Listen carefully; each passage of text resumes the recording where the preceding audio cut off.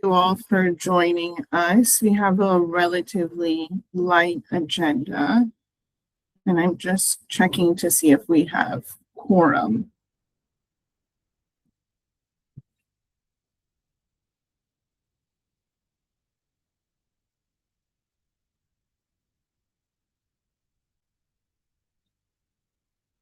And I apologize if my internet is a bit slow. I'm in Annapolis in a basement, which I'm very grateful. But for those of you who have seen West Wing, it's like Ainsley Hayes's office.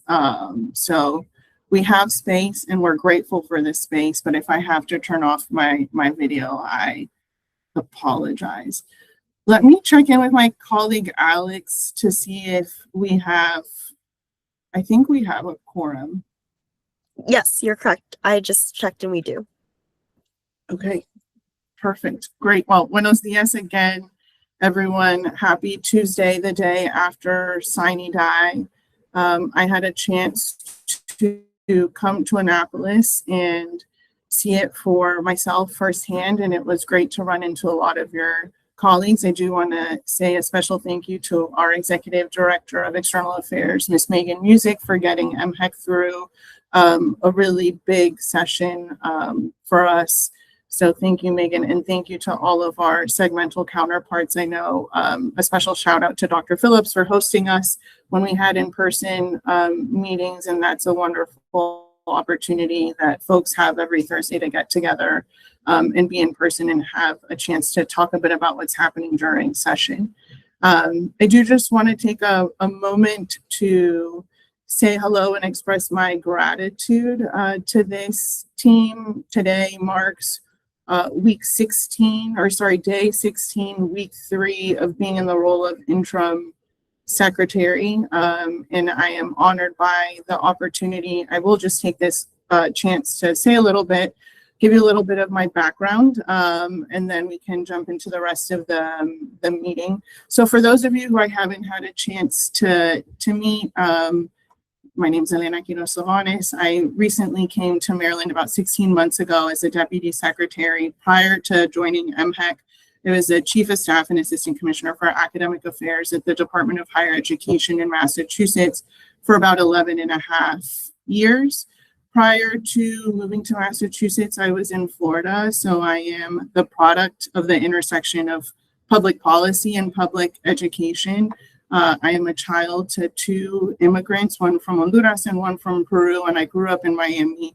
I had a chance to go to the University of Florida and study poli-sci for undergrad before getting my master's in public administration at the University of Massachusetts, Boston. So this work is incredibly important and personal to me. It's so personal that I'm even writing a dissertation on the role of state higher education executive officers and agencies when studying developmental education, which I have a feeling some of you may have studied something similar in your own dissertations while pursuing your doctoral studies. So again, that's just a little bit about me. I look forward to getting to know each of you more during the course of the coming weeks and months, and I'm very, very grateful for nothing but gratitude to the members of our post-secondary education ecosystem, as well as to the team at MHEC. As you know, they're incredibly brilliant and talented, and we have quite a bit of work to do to make sure that folks are aware of that brilliance and that talent. So please know that I have an open door policy. If you ever need anything of the agency, I encourage you to reach out, and we look forward to meeting one-on-one with folks in the coming months. So I appreciate you giving me the opportunity just to provide those brief remarks. With that, I'm happy to go ahead and officially kick us off, and I'll ask my colleague Alex, if you can help me out with attendance, that would be super helpful. So I'll just list the segments, and then if I miss anyone, please let me know. And it's in no particular order other than what you appear on my screen and your video happens to be on. So why don't I start with MICUA? I see we have President Matt Power here. Good morning, everyone. Congratulations again, Madam Secretary. Look forward to working with you, and good to see everybody again. Thanks so much, President Power. I see Dr. Keys from Morgan State University on the line. Good morning. Glad to be here. Buenas, thanks for joining us. Dr. Brad Phillips from the Maryland Association of Community Colleges. Present and glad to be here, and thanks so much, and great to work with you, Elena, through all the session, and looking forward to it moving forward as well. Thank you. Appreciate it so much, Dr. Phillips. And I see that we have Dr. Allison Wren from the University System of Maryland. Good morning, everybody. Great to see you all on this very hot Tuesday. Heat to come, I guess. So, Elena, great. We look forward to continuing to support you in your new role and continuing our work with them. Thanks so much, Doctor, and appreciate it. And I believe those are all of the segments that we have represented on the call today with colleagues representing some of the associations that have already been identified in systems. Ms. Wen, did I miss anybody? I see Katie Arnett from St. Mary's College. Oh, awesome. Thank you. Hi, Hi. Dr. Arnett. Thank you so much for joining us this morning. Good morning, all. Delighted to be here. Thank you for taking the time. We appreciate you joining the Segmental Advisory Council. Thank you, Alex. And I think that might be everyone. Okay, well, why don't we move on to the first official order of business? And it's always important. So we have the minutes from the last meeting that were distributed earlier this week. Do we have any edits or modifications that folks would like to propose? Ms. Wren, Dr. Wren. That's okay. Under the USM present, you have Jennifer Frank. I think you mean Jennifer Lynch. I don't think I have any. We definitely do. We can go ahead and make that edit. Thank you. Thank you. All right. Are there any other edits or modifications? Do I have a motion to approve the minutes as edited? So moved. Is there a second? Second. Any opposed? Any abstentions? Dr. Arnett is abstaining. Thank you. Okay. Then we'll note the others as in favor. Thank you. That's probably the easiest vote that I'll get to conduct in this role. So why don't we go ahead and move on to the next item, which is the first agenda item. We're joined by Dr. Veronica Minaya from the Community College Research Center, which is associated with Teachers College at Columbia. I have the honor of serving as an advisory board member of CCRC. Thank you for reappointing me. I really appreciate it. As many of you know, CCRC does incredible work related to dual enrollment, community college funding, you name it, they're working on it, and they're an incredibly important resource, and they have offered to work with us, and we do actually have a couple of active projects in partnership, one actually related to dual enrollment, which is really excited. But CCRC is going to be conducting a study looking at course scheduling, and so before we disseminated that to the segment, we did want to just provide Dr. Minaya an opportunity to share more about the center and the survey so that folks have context once that goes out. So Dr. Minaya, it's so great to have you. Thank you for joining us here today, and let me turn the floor over to you. Thank you, Elena. And thank you all for giving us some of your valuable time today to share a bit about a new project at CCRC. My name is Veronica Minaya, and together with Hannah Lar at CCRC and Rachel Baker at the University of Pennsylvania, I'm leading a new study on course scheduling at community colleges. Our goal is to better understand how colleges make scheduling decisions and to explore opportunities for innovation that support student success.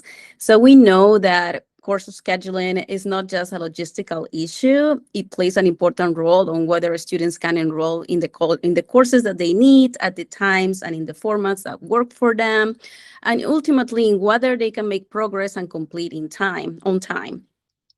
So the first phase of this project is a short national survey of community colleges that we will be very grateful for your participation. Take no more than 10 minutes to complete, and our goal is to hear from as many colleges as possible to better understand the current landscape of scheduling practices, challenges, and reforms. Ideally, the survey will be completed by the vice presidents of academic affairs, provost, chief academic officer, or the person most directly responsible for course scheduling at your colleges. But at the same time, we know that these decisions often involve multiple offices. So responses can certainly be informed by others, such as the registrar, enrollment management staff, or other academic leaders. So we're simply asking for one response per institution. I also want to emphasize that survey responses will only be reported in the aggregate. So no institutions or individual will be identified. And we plan to use the findings in a research paper on the landscape of scheduling reforms, but no college or person will be named. At the end of the survey, institutions will also have the opportunity to indicate whether they may be interested in a follow-up phase of this project. That next phase would involve a more in-depth partnership with a small number of colleges that would include administrative data analysis, interviews with faculty, staff, and students, and a student survey. From that group, we expect to identify 3 college partners for the next phase of the research. So we are finalizing the survey right now, and we hope to launch it in the week of April 27th. We will share a short email that can easily be forwarded. And so we will also promote the survey through our own channels like LinkedIn and the CCRC newsletter. But we will also share the information about the survey with MHAC, and we are very grateful that they have generously agreed to forward it to all the colleges. So our main ask today is for your participation when you receive the survey in the coming weeks. And thank you so much, and thank you, Elena, for giving us this opportunity to talk about our new project. Thank you, Dr. Minaya. Appreciate you coming to provide a little bit more context so that when folks receive that survey from the community colleges, and Dr. Phillips will make sure to work with you and Dr. Randall for context. And if you have any questions, this would be the time. And I would offer that I think some of the lessons that we learned are applicable to other segments of higher education as well. Dr. Phillips, go ahead. No, great to meet you, and this sounds really interesting. I'm curious as well. I'm wondering if any parts of this survey will tie in how states are funded.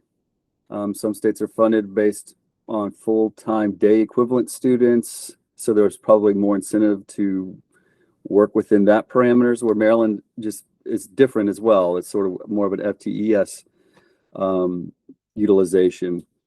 I don't know if that's something that'll come out in your survey, but I'm curious to know if funding plays a role in how courses are scheduled.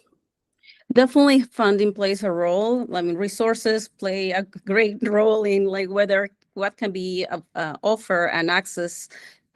So we are really finalizing the survey right now. And any other thoughts that you have, please feel free to share it with us. We want to be very comprehensive in the way that we can not only assess what colleges are doing right now, but what could be done if in a case or in a context where more resources would be available for potential reforms or changes. So they're definitely very open to any suggestions, and we are including some funding section also within the survey. The survey is very short because we don't want them to be burdened with additional time with apart from the valuable things that people have to do. So we are trying to prioritize some questions, and maybe some may get in and some may not, but our main objective is to cover as much as possible.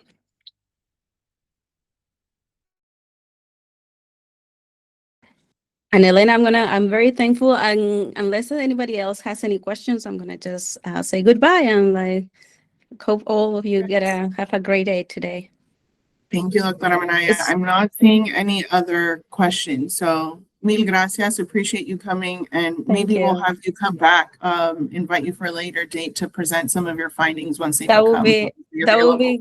That would be great. And I agree with, I think Arnett or Alex was like, it's so hot here in New York. I'm feeling it right now in my office.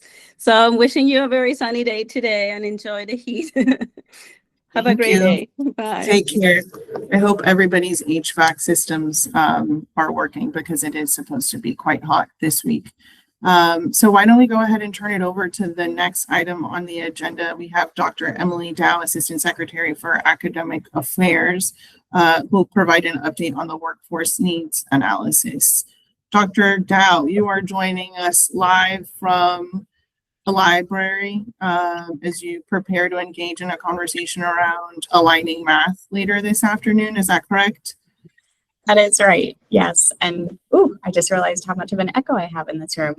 Yes, I am at a lovely new library in Anne Arundel County, and it is beautiful, and they have been very accommodating. I love our public libraries. They are wonderful. They are great spaces. So yes, thank you for that. I had shared with this for all to know. The library opened at 10 a.m. this morning. And so I alerted the secretary and said, listen, I will be right there at 10 a.m. ready to hop in and get set up and join the segmental meeting as quickly as possible. So here I am. And then, yes, there is as part of MSDE's initiative around revising the math curriculum in high school, there is what they are calling launch years. There is a meeting this afternoon from 12 to 3 in the same public library. So needed to be situationally. Anyway, you all probably wanted to hear all those logistics of my life. I hope you're all doing well. I am here to provide some updates on the workforce needs analysis. We are expected to consult with the segments as we develop the workforce needs analysis annually. I provided an update to our commission a couple of weeks ago, and so I have essentially that same presentation and an opportunity for us as this group to kind of dive a little bit deeper and give you all an opportunity to vocalize any recommendations or changes. Realistically, the analysis and our definitions are likely not going to change for the 2026 iteration. There are a number of reasons for that. One big reason is we recognize that there are a number of other entities also looking to define in-demand occupations and therefore do workforce alignment. In particular, the workforce Pell work that's happening through the Governor's Workforce Development Board. That definition will likely be finalized sometime in June, July, August. We do have an expectation to have this workforce needs analysis to be an appendix to the state plan. And so there's this awkwardness of timing right now to have the state plan completed by July 1st, have a 2026 appendix, knowing that there is likely going to be changes or alternative definitions out there around in demand. So what I imagine is likely going to happen is we will release the 2026 without many changes or drastically different from the 2025.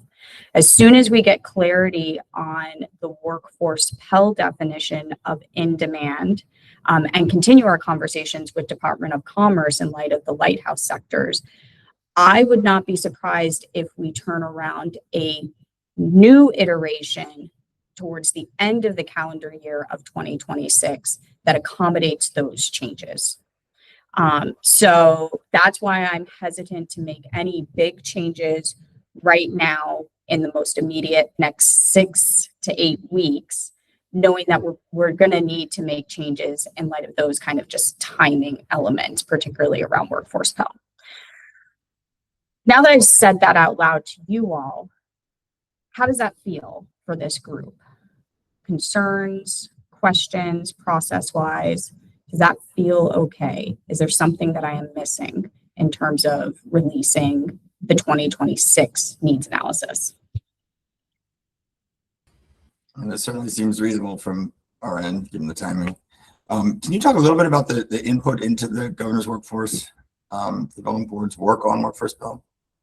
Sure. So they have convened a small working group, particularly with community colleges, as well as Department of Labor. Their economist is serving on it, and the economist has actually informed the MHEC workforce needs analysis. They do, I believe, have some industry partners. So it's been kind of an offline work group. There is a working draft of definitions that's going to be shared with the colleges shortly for eligibility requirements. MLDS is certainly serving a role for the purposes of data reporting. So it's kind of a very live, ongoing discussion. Dr. Phillips, I don't know if you want to add anything to that. No, at the risk of sounding like I know what I'm talking about after a long evening, I'm just trying to, I think it's the best place you can be at this point with so much unknown. We still don't have federal guidelines. I don't think have passed regs for what all of Workforce Pell will look like, although we have a pretty good idea. So I think it's a measured pace a strategy that you're taking. Great. Thank you. Okay. Let me also just share, I recognize you are all segment leads. We really do see the campuses leveraging this workforce needs analysis regularly now in their proposals, certainly through the LOI process. So I'm feeling pretty good that this is a tool that the campuses are using regularly. We still do get some proposals that I personally read where they do come a little out of left field. And I feel comfortable saying that on public record. So while I would say probably, 70, 80% of proposals are leveraging it, and this is informing their program development and strategic planning, and it's not any one particular campus, but there are some proposals where you do a little bit of a head tilt. There is reason, there is, kind of context for it, but I think that this analysis has opportunity to grow. So to the extent that you can promote it to the campuses, again, once we release the 2026 state plan, we'll let everybody know that there have been updates. But if we can start to encourage campuses to use this as a way to develop and again make strategic planning, let's please do that. Awesome. Okay, let me run through my slides for the sake of making sure we're all on the same page. I'm going to go kind of fast because I think you're all pretty familiar with some of this, but don't hesitate to interrupt me or ask questions throughout the presentation. So here we go. Okay, as you all know, this is a statutory requirement. It's really to talk about current and future needs, both in terms of immediate job shortages and projected workforce demands. There is an expectation that we do a regional analysis. We put that on hold for the 2025. We're going to put that on hold again for 2026, again with kind of the other outstanding demands. But this is probably something that we're going to have to talk about for the 2027. There's two different approaches to considering regional. The last time we spoke with our commissioners about this, they interpreted regional as within the state, so Western Maryland versus the greater DC, as opposed to the regional consideration around the 95 corridor, larger multi-state region approach. But we won't make any major changes on that, and we'll certainly bring folks together to determine how we approach region. But for now, that is, we've just considered this a statewide analysis. This is intended for academic alignment and development, certainly looking at the current and future ability of Maryland colleges and universities. This is what the state plan requires us to do, and this is the tool that allows us to do that pretty well, I think. And part of that is that gap analysis, pinpointing existing academic programs to support the workforce and identify where new programs are needed to fill employment gaps.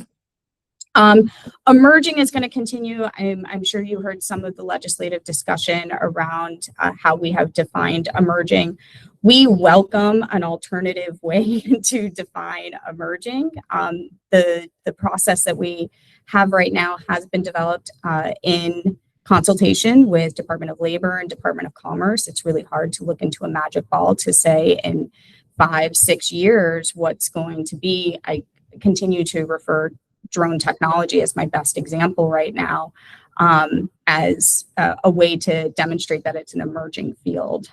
So know that myself, the agency, Karen, we are open to those discussions for an alternative way. This is the best that we have for now to define what is an emerging program.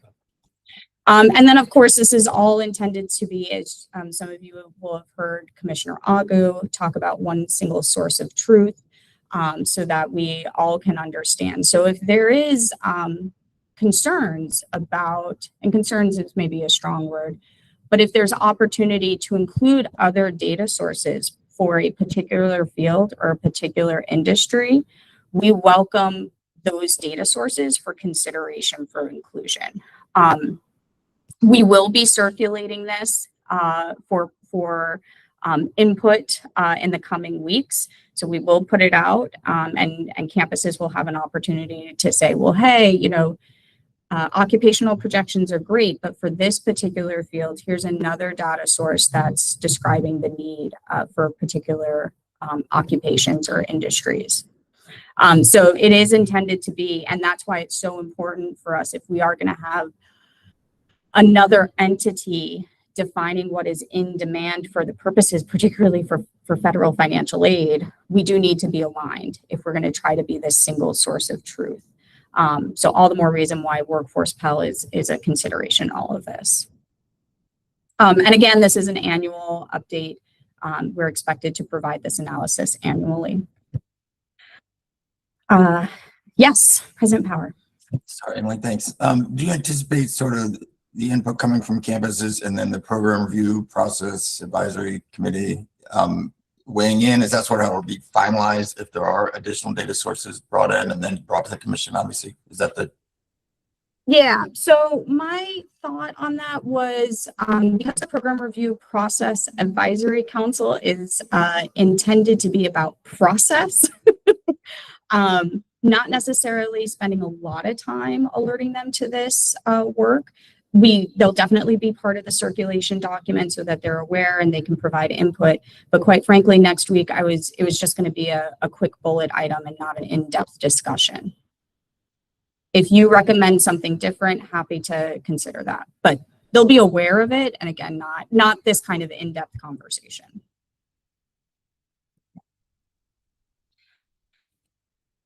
Okay, back over. Here we go. Okay.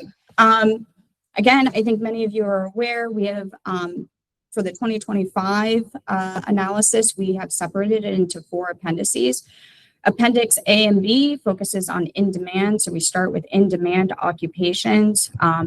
For our definition, we have used more than 100 new job postings on Maryland Workforce Exchange, or over 1,000 total new openings using occupation projections. Workforce Pell discussions would be using similar data, but different cutoff points, potentially using median wage as a consideration, as well as new occupation projections, industries that have been prioritized by the governor's office. So that's why in-demand, the operational definition of in-demand occupations might shift.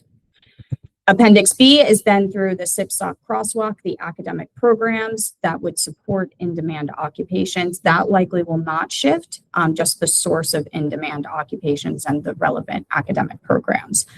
Appendix C starts with emerging workforce occupations. Here we have defined it as occupations that are less concentrated in Maryland compared to the national average, and occupations, and that's an important, and occupations with a positive growth projection, because you could have an occupation with a small concentration, but that occupation is dwindling and has a negative growth. And then Appendix D, the statute has a very specific definition for emerging workforce need program. It is only graduate level programs that do not exist in the state that meet that emerging workforce occupation. So it's a very specific definition in light of statute. Let me just quickly walk through it. Yep. Oh, Dr. Phillips. I'm sorry, Dr. Dow. The emerging workforce occupations appendix C, is that just grad? No, we have made sure to be all inclusive. So anytime we're talking about occupations, it's anything beyond a high school diploma. So that includes some college, no degree, a certificate, an associate, bachelor, so on and so forth. So Appendix C includes that array of emerging occupations per this definition. Appendix D only includes graduate programs. Okay. Does that help? So Appendix C still has utility for the community colleges. Okay. Thank you. Great question. A quick example of how this all works. So we've identified aerospace engineers as meeting that in-demand cutoff, more than 1,000 total new openings using occupational projections per occupation codification. Generally speaking, it requires a bachelor's degree. We know some of the campuses have concerns about this. We heard this last time around, that for some occupations, it's either a lower level degree or an upper level degree. This is a general expectation nationally of what you need to get an entry level job in that field. So some might argue that aerospace engineers actually really need a master's, but according to federal occupation distinctions, they have coded it as needing a bachelor's. So we know that that is a limitation in the data using Federal Department of Labor occupation classifications. Nonetheless, here we are, bachelor's degrees. Nice little, I think everybody kind of knows what an aerospace engineer is, has pretty decent pay. Again, nationally, there's a burgeoning field and has a positive outlook. So then we look to Appendix B, where we then identify academic programs that lead to an aerospace engineer occupation. This is using an existing, what we call a SIP-SOC crosswalk, where we use SIP codes that crosswalk with occupational codes. So there's 5 SIP codes that crosswalk over into this occupation of aerospace engineers. All of our academic programs have an assigned SIP code. We lean on the institutions to identify the most appropriate SIP code. In rare instances, when we do a program approval, in rare instances, we may go back to the campus to say, are you sure this is the right SIP code? Because we lean so heavily on SIP codes for the purposes of categorization. So then the question is, okay, do we have these programs in the state of Maryland? And in particular, do we have these programs in the state of Maryland at the education level that the occupation is deemed most appropriate? So here we only list bachelor degree programs. There are probably quite a few graduate programs using these SIP codes, but right now we only include bachelor level because that is what the occupation code says is required for entry level work in this field. Yes. So Dr. sorry. Just out of curiosity here, we have a lot of transfer programs that go into perhaps some of these areas, but that's something that I've noticed with this needs analysis. There's a lot of bachelor's degrees with little exposure to associates or transfer pathways. Is that coming next, or I'm just curious as to how that's going to get to be a part of this. It is a great question, and I'm so thrilled that you asked that. I am pretty confident. I'd have to fact check myself, and I can follow up with you, and we can make sure that this is clear in documentation moving forward. I am pretty confident that we include at the undergrad level associate degrees in this count for that very reason. I need to double check that. As you all, I think, know Dr. Kellogg, she has been my partner in crime for the technical merging of these files, which is quite a bit of work. I know we talked about it, and I know she and I went back and forth. I'm pretty confident that that is the conclusion, but I will make sure that that is clear moving forward. When you do download this off of our website, you can see the actual programs. So it's not hidden. It's just, this is a visual way to organize it, but anyone can access the raw data to see if that the number of programs, we see that there's 2 programs for that first zip code, if actually one of those is for an associate's degree. So you would be able to know that. But I can go back and confirm and make sure that that's clear. If it's not clear, Dr. Phillips, is this your official request that we do that for a future iteration? Yes, Dr. Dow, especially since the occupation has in parentheses bachelor's degree. Just more clarification. Okay, I would like that. That is helpful. If we don't do that, then we can certainly integrate that. I don't know if it's something we can integrate for this iteration, but definitely if we do a 2026 part 2, we can integrate it for 2026 part 2. President Power. Thanks, Emily. Sort of a related question. I think from our campuses, they're fine with the sort of a national standard being a bachelor's degree. The question though is, if you're proposing a master's degree in that field, is your proposal harmed by the fact that an entry-level job is a bachelor's degree? No. We have been pushing back a little bit on the LOIs when we do see a graduate program when everything indicates that a bachelor's is what is most appropriate. What we do want the campuses to do is to provide a justification. Then why the master's? Okay. We don't want to encourage proliferation of graduate programs if that's not the appropriate platform or that's not the appropriate training. There are other ways to do that with a post-bachelor certificate that could be, and again, we're not going to hold up a proposal for it, but having them think critically about the need of the education level and putting that justification in the proposal is really helpful. Okay, so just explaining why the entry level, the path beyond entry level is important. Okay, thank you very much. Exactly. And we've had campuses come back and say, oh, yes, we agree. This is a upskilling master's degree. This is to get them into the next level, right? It is going to be for existing folks. Not necessarily as an entry-level master's. So those are the kinds of things that we would want the campus to provide context on.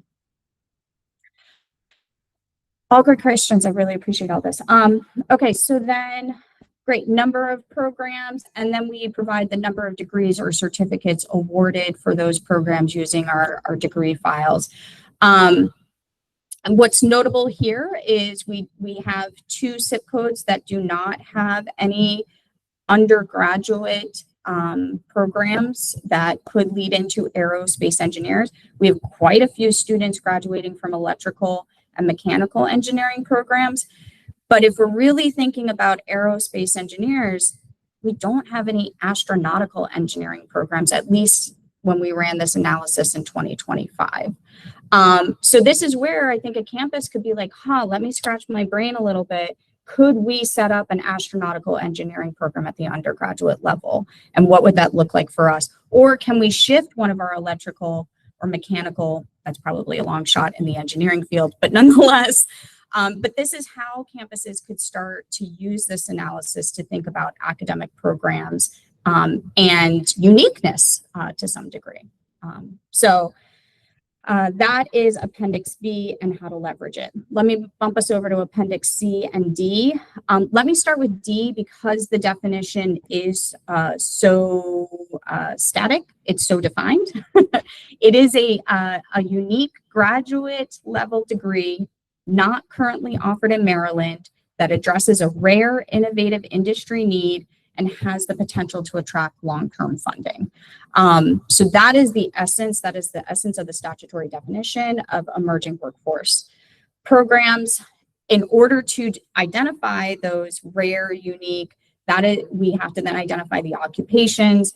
We've used this concentration metric as a way to identify emerging programs that we could be expanding. And that's how we get to Appendix C and D. So here is a list of some examples in the current Appendix C. If we look, we see that physicians, pathologists, we have a less concentration of physicians in the state of Maryland compared to national averages. So we need more physicians. And so if we looked at our API a year ago, we had no programs using this zip code 51.1202 osteopathic medicine. We had no osteopathic medicine programs in the state of Maryland. That has since changed because Meritus School of Osteopathic Medicine has opened out in Hagerstown, and they welcomed their first cohort this past fall. So this will change, but this is an example of how we are leveraging that concentration to potentially inform emerging fields at the graduate level or emerging programs. Okay, so quick overview. Already said being used for academic proposals. Certainly we're using it internally for analysis. It's part of the letter of intent process. So I just want to reiterate that this is being used. So what to expect for 2026? As many of you know, Department of Commerce, we are supposed to be working with Department of Labor and Department of Commerce as well as the segments. Department of Commerce has issued out their strategic plan with a focus on these lighthouse sectors, specifically life sciences, technology, and aerospace. So what we're going to do is organize all the appendices into these categorizations, as these are now industries of focus, these lighthouse sectors. And so we would reorganize the occupations, reorganize the programs so that somebody could, so what will likely happen is it's going to be Appendix A.1, life sciences, Appendix A.2, technology, Appendix A.3, aerospace, and then there's probably going to be an A.4, occupations and programs that don't fall into these categories. That way it helps organize in the context of these in demand. If you look through Commerce's strategic plan, they go into subsectors for each of these lighthouse sectors, and including industry application focused subsectors. So specifically with technology sciences, they go into ag tech, clean tech, financial tech. So we're going to try to work to organize in this framework to align with Department of Commerce's initiatives. So here's an example of what we're talking about here, just to continue our aerospace science example. We have a number of the subsectors. So if I can use my pointer here, you see the different subsectors. This comes from Department of Commerce. Here are some of those in-demand occupations that fit into those subsectors, and then the related zip codes that fall into those occupations. And then so what you'd be able to do is pull up how many aircraft power plant technology or technician programs do we have that really get into the subsector of aircraft engine and parts manufacturing. So there's some added levels here, again, to help inform program development. We'll also add in 2024 and 2025 data on number of degrees and certificates awarded. And similarly, Appendix C and Appendix D will follow this same organizational strategy. Finally, as we have just discussed plenty before I started this presentation, Workforce Pell and their definition of in-demand will likely require us to do a new analysis before the end of the calendar year. But we don't want to hold up a 2026 analysis, and we certainly don't want to do that in light of the revised state plan that is forthcoming.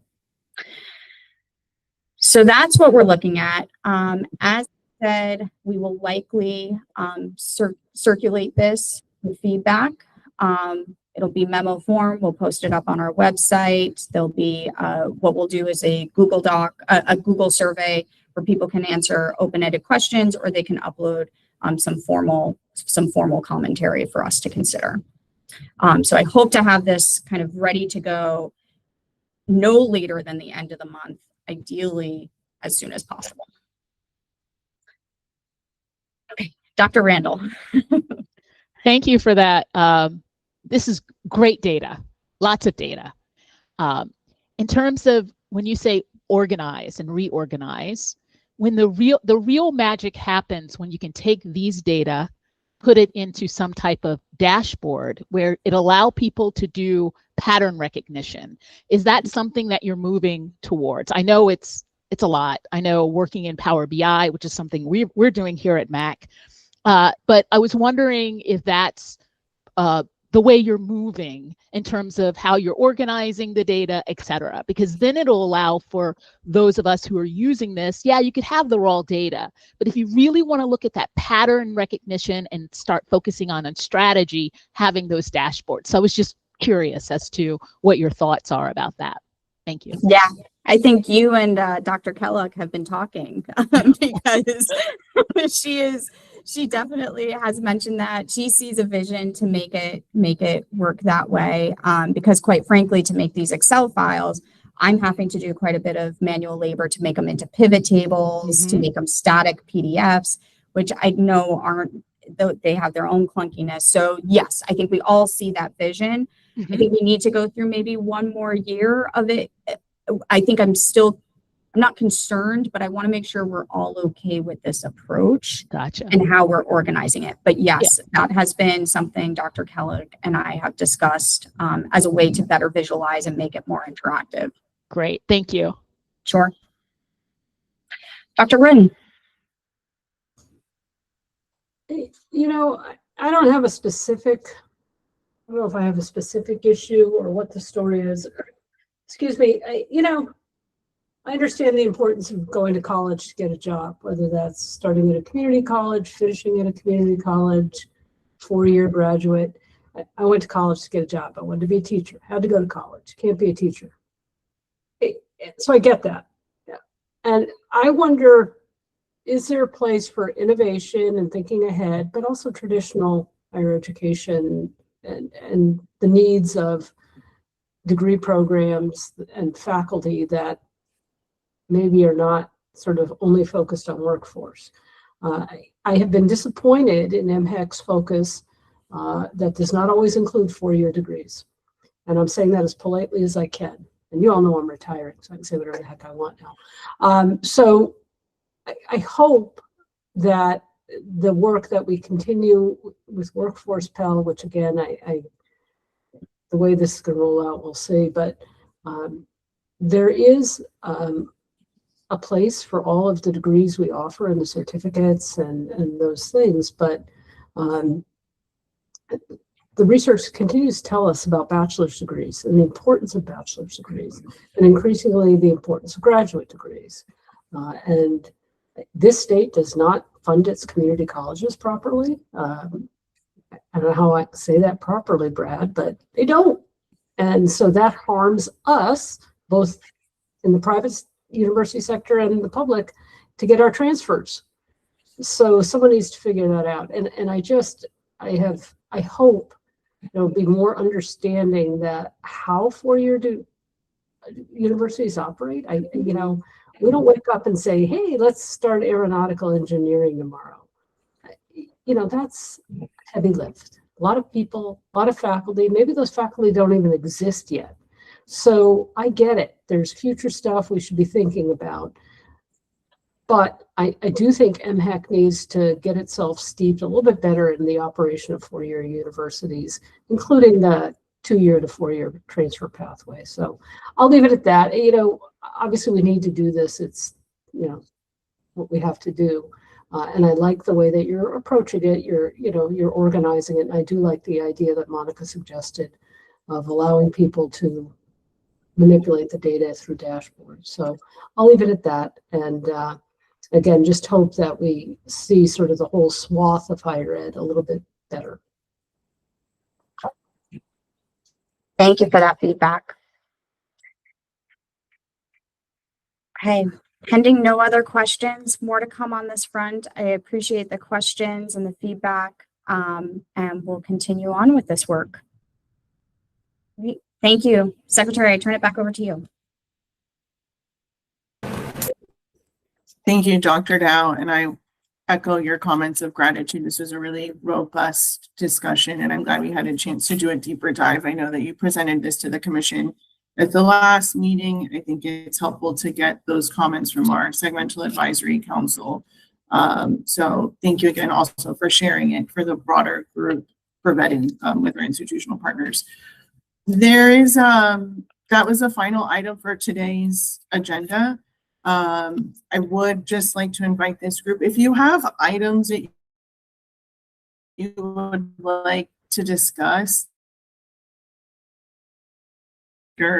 in the year, so please do see this as your time in addition to our time. I tend to use a Spicoli reference, which I will not use in this public setting, but this is collectively our time together. So if there are things that you would like to bring to MHEC's attention or want to have a conversation with folks from across the post-secondary education ecosystem, please don't hesitate to let us know. At the same time, we also know that time is a gift. So I'm happy to give you back about an hour and 8 minutes on the calendar. I know that we could all use it, especially coming out of session, which ended yesterday. So thank you again to everyone for joining us today. We do have a commission meeting next week. And to give you a brief preview, we'll be presenting updates on the legislative session, the budget, as well as the state plan, and we'll have Dr. Schmertz present an update as well as some of the publicly available data that we have on our website through interactive Power BI dashboards, which was just a conversation related to workforce needs analysis. So again, thank you all. Happy Tuesday, and we'll see those of you who are joining us next week for the commission meeting. Take care and be well and stay cool. Thank you all. Thank you all. Thank you. Thanks all.